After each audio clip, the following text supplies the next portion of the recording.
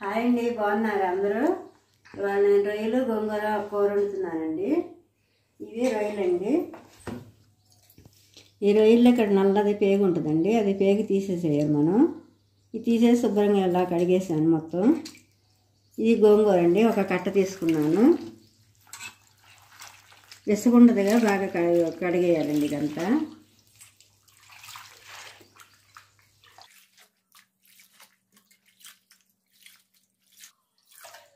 గోంగూర బాగా ఇసుకుంటుందండి, 2 సార్లు కడగాలి బాగా. ఈ చిన్న చిన్న చిగుళ్ళు ఎందుకులో అని పడేస్తాం కదా, ఈ చిగుళ్ళే బాగా పుల్లగా ఉంటాయండి.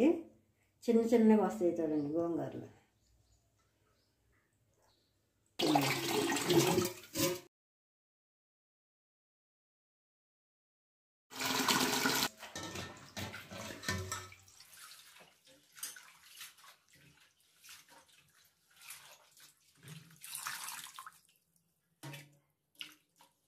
మనం గోంగూర శుభ్రం కడిగేసి గిన్నెలో పెట్టండి ఉడకబెట్టడానికి.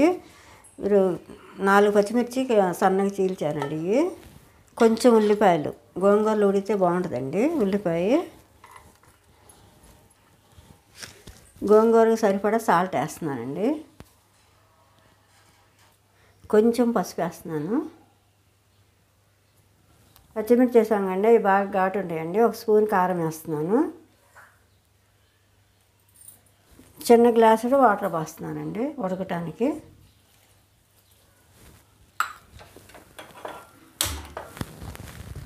మూత పెట్టేసేస్తే 1 ఉల్లిపాయ తీసుకున్నానండి. సగం గోంగూరలు ఉడకబెట్టడానికి వేసాను, సగం ముక్క కట్ చేస్తున్నాను. 2 పచ్చిమిర్చి సన్నగా కట్ చేస్తానండి. పక్కన ఇంకో బాండీ పెట్టుకున్నానండి. రొయ్యలు కూర వండేస్తాను. గోంగూర ఉడికే లోపల రొయ్యలు కూడా మనం ఏం చేసుకోవచ్చు కూరలాగా. నూనె వేస్తున్నానండి. 2 గంటలు నూనె వేసాను. నూనె కాలిందండి. ఉల్లిపాయను పచ్చిమిర్చి వేసానండి. ఉల్లిపాయ పచ్చిమిర్చి వేసానండి. ఇవి కొంచెం ఆగాలి. ఇందులో గోంగూర వేస్తున్నాం కాబట్టి మసాలా ఏం వేసే పని లేదండి. కొంచెం అల్లం వెల్లుల్లిపాయ నూరు వేసుకుంటే సరిపోయిద్ది. గోంగూర ఉడుకుతుందండి.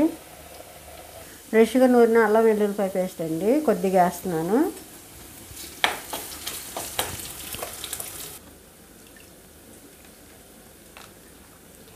అరకిలో రొయ్యలండి. ఇది ఒక కట్ట గోంగూరకి సరిపోయిద్ది. కట్ట పెద్దగా ఉందండి, గోంగూర సరిపోయిద్ది. ఉల్లిపాయలు వేయిపోయినండి. రొయ్యలు కూడా వేసేసానండి.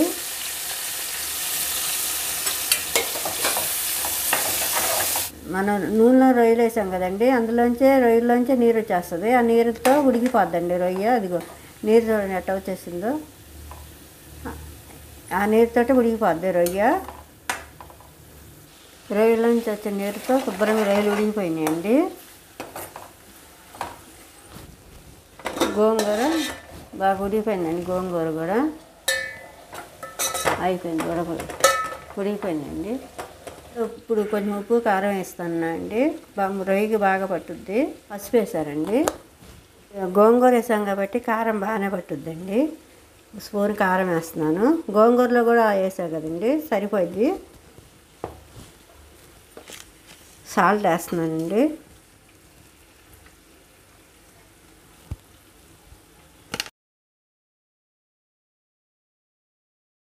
ఇప్పుడు బాగా టేపుతుంటే రొయ్యలు పట్టేస్తుందండి ఉప్పు కారం అంతా.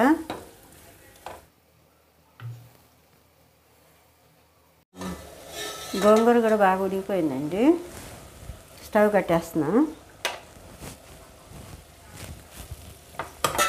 మనకి ఆకు కావాలంటే ఇట్లా మెదపకుండా ఇట్లా వేసేసుకోవచ్చండి. లేదంటే కొంచెం మెదుపుకుంటే సరిపోయిద్ది. కొంచెం ఇలా అంటే సరిపోయిద్దండి. ఎక్కువ మన పప్పు గుత్తితో బాగా మెత్తగా కావాలంటే పప్పు గుత్తితో మెదుపుకుంటే సరిపోయిద్ది. ఇట్లా ఉంటే కొంచెం ఆకుగా ఉంటుంది. ఇలా అయితే చాలండి. ఇప్పుడు రొయ్యలు వేసేస్తున్నాను. పప్పు గుత్తితో మెరిగితే మెత్తగా వస్తుంది. ఇలా అయితే ఆకుగా అనిపిస్తుంది, మనకి తినేటప్పుడు కూడా బాగుంటుంది.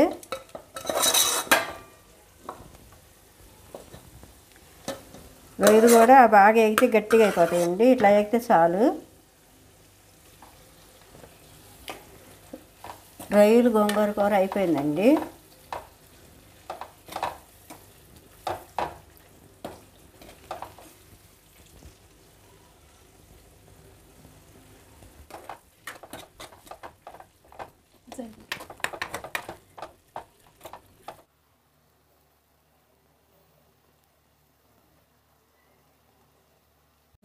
ఎంతో సింపుల్గా గోంగూర రొయ్యల కూర రెడీ అయిపోయిందండి.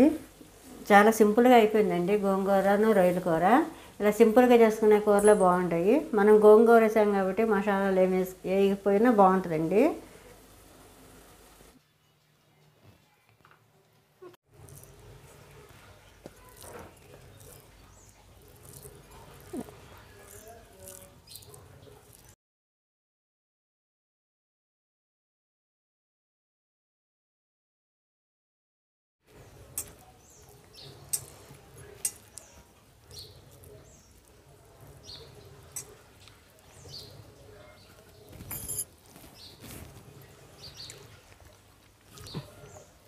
ఉప్పు కారం అన్నీ సరిపోయినాయి. ముక్క కూడా చక్కగా ఉడికిందండి.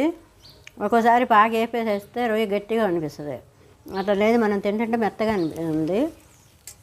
ముక్కకు కూడా బాగా ఉప్పు కారం పట్టింది. పులుపు కూడా గోంగూర వేసాం కదండి, బాగా టేస్ట్ బాగుందండి. అమ్మ హెల్త్ వంటకాల ఛానల్కు లైక్ కొట్టండి, సబ్స్క్రైబ్ చేయండి. ఇంకో వంటతో మీ ముందుంటాను. Thank you.